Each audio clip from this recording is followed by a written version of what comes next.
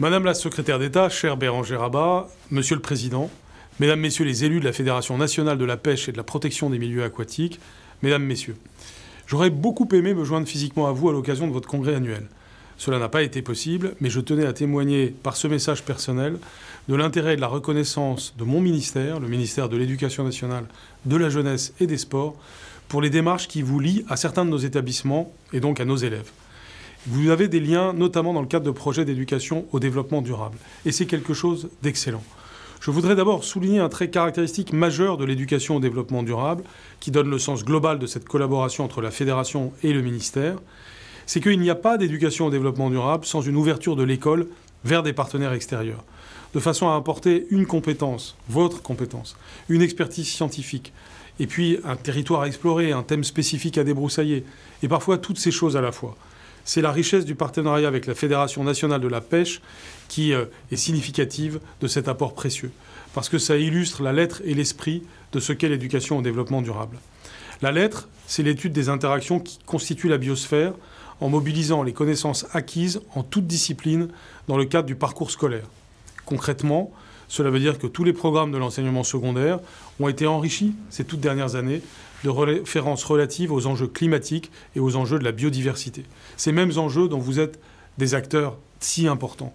La Fédération nationale de la pêche sait bien tout cela, puisqu'elle propose des projets d'action calés sur les programmes d'enseignement, correspondant à chaque niveau scolaire, du CP à la 3e. Et puis, à côté de ce travail, nous avons publié un Vadémécum en décembre 2020, utile à toutes les parties prenantes de l'éducation au développement durable.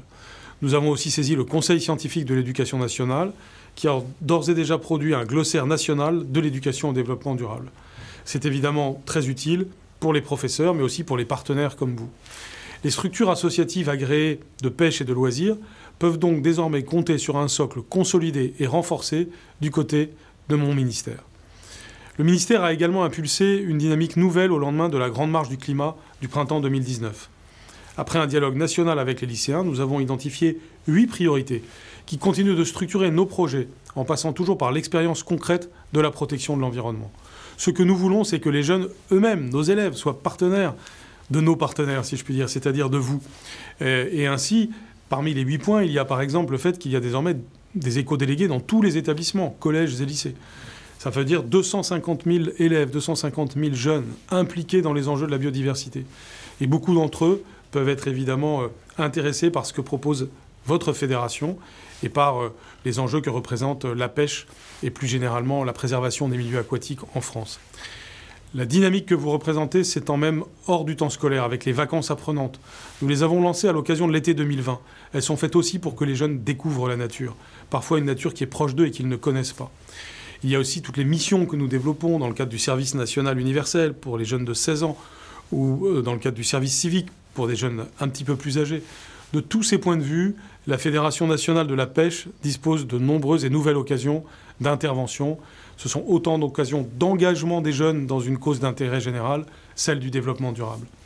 Alors cela m'amène à évoquer, après tout ce que je viens de dire sur la lettre de l'éducation au développement durable, l'esprit de l'éducation au développement durable. C'est-à-dire finalement une certaine attitude par rapport à l'altérité, par rapport à la diversité, à la complexité du vivant.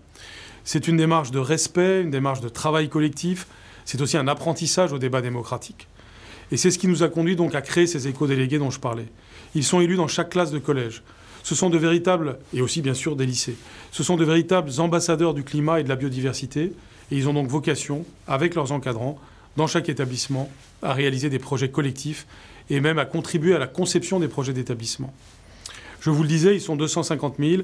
Ils ont donc une responsabilité choisie et particulière dans l'ensemble de nos établissements. Ils sont donc répartis sur notre territoire national partout. Je crois qu'ils pourraient très utilement être sollicités sur les enjeux du monde halieutique, révélateurs des évolutions globales de la biodiversité, comme des origines et des effets de certaines pollutions. On le voit bien, cette éducation évoque beaucoup de correspondances avec le monde de la pêche, parce qu'elle exprime un certain art de vivre dans le respect des équilibres fondamentaux de notre contrat naturel, pour reprendre l'expression chère à Michel Serres. Le travail très concret réalisé entre les maisons de la pêche et de la nature et les établissements scolaires fournit d'ailleurs le témoignage de tout cela, y compris sur le temps périscolaire. Je pense au plan mercredi, je pense aux vacances apprenantes. Grâce à vous, 100 000 enfants sont sensibilisés chaque année aux réalités halieutiques. dont 50 000 dans le cadre scolaire. Les exemples d'action ne manquent évidemment pas. Je pense à ce qui se passe en Aveyron, en Dordogne, en Gironde, en Charente, ou encore dans l'Aude, dans l'Hérault, dans les Pyrénées-Atlantiques, dans les Côtes-d'Armor, ou encore en Vendée. Et évidemment, j'en oublie.